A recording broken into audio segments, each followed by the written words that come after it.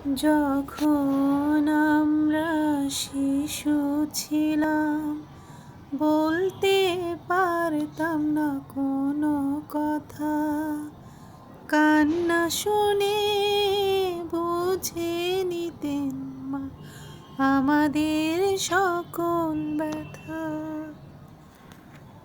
সীমার শেষ আশ্রয় হলো বৃদ্ধাশ্রমে। সীমার শেষ আশ্রয় হলো বৃদ্ধাশ্রমে।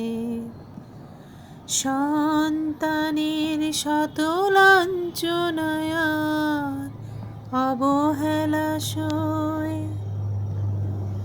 বৃদ্ধাশ্রমে বসে আঁখি মুছে নির্যাতন দিয়ে, তবুও দোয়া করে বিধাতার কাছে সন্তানের শত মঙ্গল কামনা করে। সীমার শেষ আশ্রয় হলো বৃদ্ধাশ্রমে। সীমার শেষ আশ্রয় হলো বৃদ্ধাশ্রমে। নিজে না খেয়ে